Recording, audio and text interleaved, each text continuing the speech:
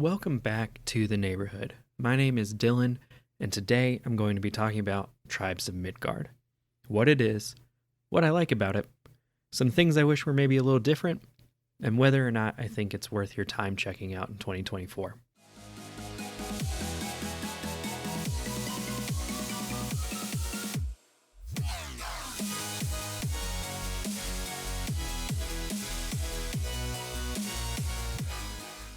So what is Tribes of Midgard? It's listed as an action role-playing survival game. It's got some roguelite elements to it, so you're running through different runs, unlocking permanent upgrades as you go, and it's in a procedurally generated world every time, so it's kind of new and different every time. You play it from the sort of isometric Diablo perspective, and it's got two game modes. The first is Saga mode. So you load into a new world each time with up to 10 players.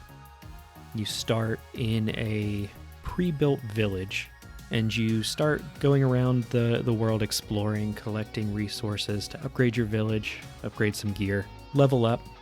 Different biomes provide different resources, so you're trying to explore and find like the swamp biome and the desert biome and the snowy biome so that you can get the resources from there to craft new weapons, new armors, and all of those weapons and armors will have resistances and bonuses to certain types of enemies. So the snowy weapons do better against the desert enemies and fire enemies and that sort of thing. As you're going through defeating enemies, you're leveling up. There are 8 different classes that you can choose from. Some are pretty cool. They'll change the way that you play.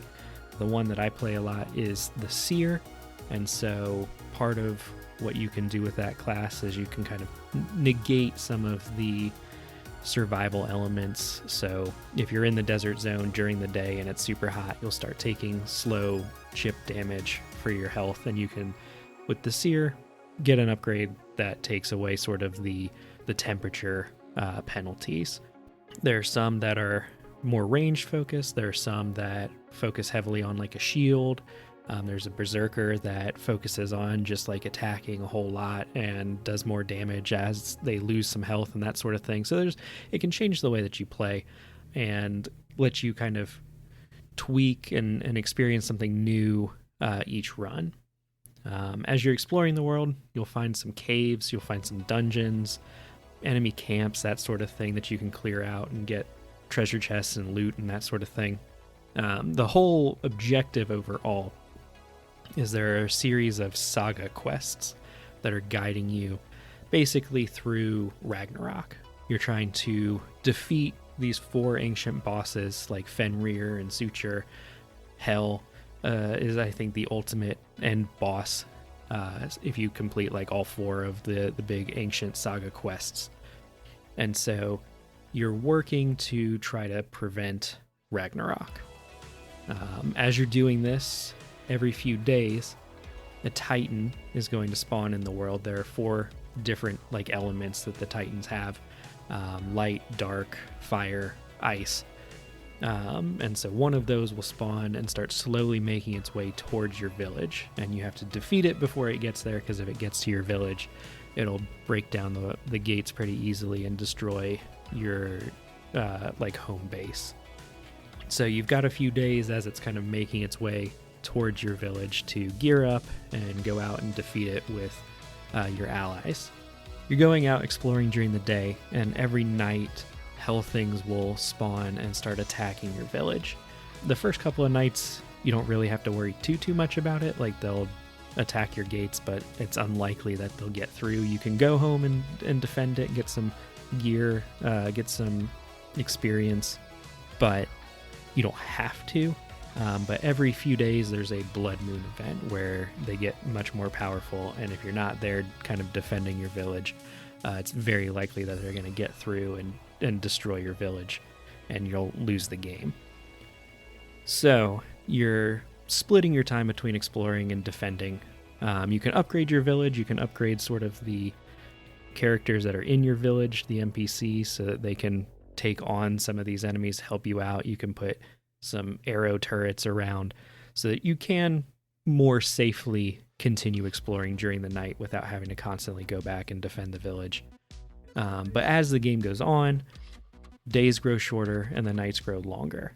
Eventually, this culminates with the endless night that starts on day 14. So it's kind of, Saga mode is putting you sort of under the time crunch. I think a full, like getting to day 14 in Saga mode runs about 2 hours or so if you go all the way there. So a run, quote unquote, of Tribes of Midgard will take you about 2 hours if you're doing the full thing, but you can just, do 1 or 2 of the objectives and take the portal out of there to earn your rewards and spend those to unlock some more permanent upgrades and then, jump back into another Saga mode. There is a survival mode as well. You're just building your base, working through the Saga quests sort of without the time limit. Your base is not attacked, but the enemies, the healthing enemies, come out at night, and so it makes exploring at night a little bit frustrating. And Titans are no longer walking towards your base. They are just in an arena, and you find them and you go fight them and kill them. So it's a different way to experience it. It's way less pressure, way less of that time crunch, and so it can be a lot more fun to not feel all of that pressure and just get to experience all of the Saga quests without rolling into day 14 and just not being able to complete them. But at the same time, upgrading things works a little bit differently, and so you're having to do a lot more of the resource collection, which you can kind of get to a point in Saga mode where you don't have to worry about that as much. So what are some things that I liked? So I am a fan of survival games and the Viking aesthetic. The game has this really cool cel-shaded art style that I really enjoyed. So all of that, it kind of had going for it in my mind. Most survival games that I play start out feeling kind of the same, and then eventually will plateau as it becomes more and more time consuming to progress the game. The sort of ticking clock counting down to basically where you're just not going to be able to survive anymore is a nice subversion of the formula for me. I really enjoyed that. I really enjoyed sort of the roguelite elements to it, where hopping into it, I knew it was 2 hours max instead of, sort of like Valheim or something, where it's just kind of this ominous, just keep progressing. Things are taking more and more time to level up and upgrade. And so it was kind of cool that it was a sort of condensed survival experience into a bite-sized chunk. The ancient fights I thought were super cool. Fighting Fenrir, you get a little cutscene and then he comes out and is doing all of these moves. Fighting the giant sea serpent is really fun, and all of them sort of have unique little mechanics that you learn, and it almost feels sort of like a raid boss or something, where there's a lot of don't stand here sort of things going on. And it's a lot of fun to kind of run in there with 5 or 6 of your allies from online play and just kind of try to defeat the boss. The classes, the weapons, there's a lot of variety there that can sort of change up how it feels to play. So if you find yourself kind of in a rut, you can tweak how you're playing with some of that. If you keep up with upgrading your armors and your weapons and stuff, you can end up feeling pretty powerful. So if you get level 3 weapons before you go fight the first titans that are making their way towards your base, you can go out there and just destroy them, which is really fun. Exploring the world and finding the different objectives is something that I personally enjoy in video games, and so the procedurally generated world, where I kind of know what to expect, I kind of know what I'm looking for, but it's still kind of that sense of discovery is really nice. And survival mode, I appreciated that they put that in there, just because playing with a bunch of randoms or playing solo with the Saga mode, it was going to be tough to complete all of the objectives in a single run for me, but survival mode lets you do that without that time limit, and so that's kind of nice. So what are some things that I wish were a bit different or better? The combat is pretty basic. Most of the time you're just like spamming attack or holding down the attack button. Some of the elite enemies you do have to kind of roll or block and kind of get into a rhythm there. But for the most part, especially if you're keeping up with upgrading your weapons and armor, you can kind of just spam through it all. And even the Jotuns and the Ancients that you're fighting are kind of just longer versions of that. They have kind of big health pools, but once you learn like their 3 or 4 different attacks, you can kind of just dodge those and just spam the attack button. So if you're coming into this game looking for like a in-depth combat system, you're probably not going to get that here. This is a Viking game, and so there are ships and you can sail around to different islands in the game. I personally did not find the sailing in the game to be a whole lot of fun. It felt slow to me. The camera felt a little bit too close, like it didn't really change distance when you got on the boat, and so I felt like by the time I could see what was in front of me, it was too late. I couldn't turn, I couldn't slow down, that sort of thing. I kind of wished that the camera would have backed up a little bit when you were on a boat, or at least when you were like captaining a boat. And there's not a whole lot kind of just on the water. There are these random islands with these enemies that'll throw spears at you, and then there are sea serpents that'll like come up and spit stuff at you. But as long as you're sailing, none of those things actually damage you. Another thing that I wish was a little bit different or better is the survival mode. And while I do appreciate the fact that it's letting you do the Saga quests without a time crunch, the base building feels pointless. You're pretty much just putting down like upgrade stations and crafting stations. Like there's no point to building yourself like a little town.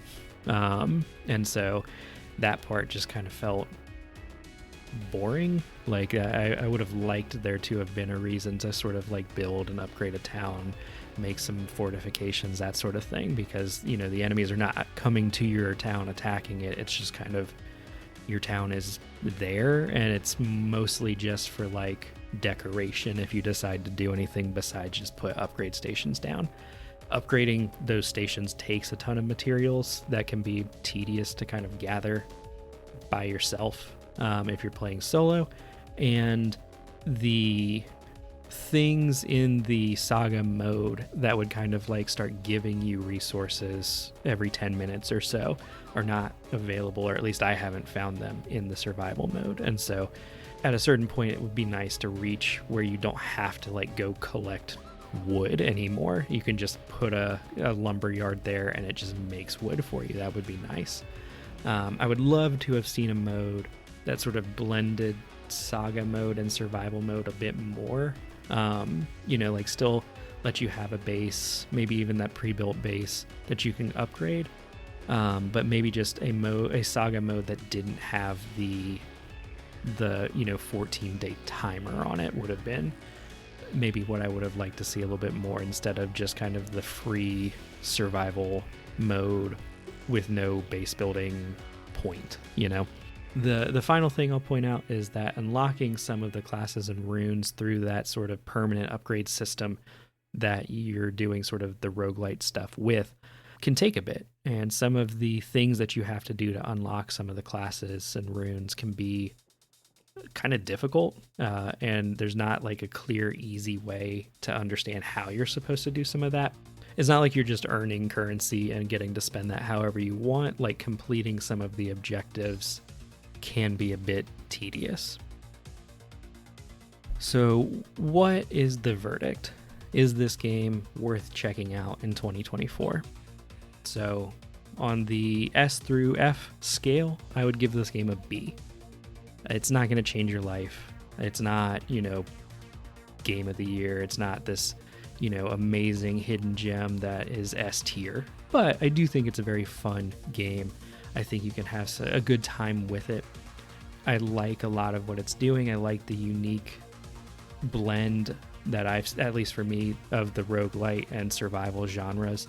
I like the subversion of, instead of just progressively costing more and more and more to upgrade things. It's more so a race against time if you're doing that Saga mode.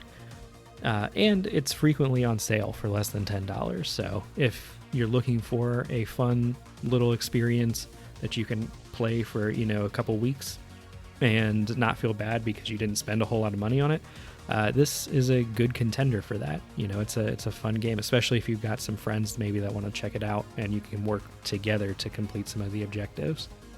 I think it's been given out for free as a PS Plus game, and I don't think it's on like Game Pass or anything, but if you do have PS Plus, it may be worth checking to see if it's just in your backlog, because it may be something that you haven't been aware of and, may be fun to check out. So those are my thoughts on Tribes of Midgard. I'd love to hear your thoughts down in the comments if you've played it or if you're thinking about it. If you have questions, throw those in there and I'll try to answer them, or maybe some other people will. If you found this video helpful, if you enjoyed it, a like would be awesome. If you want to hear more from us, subscribing so you can get notified whenever a new video goes live would be cool. If you want to hear me and my co-hosts talk a lot more about video games for a lot longer, you can go check out our podcast, Your Friendly Neighborhood Gamers, wherever you get your podcasts. And with that, I'll leave you with a reminder to stay friendly, gamers.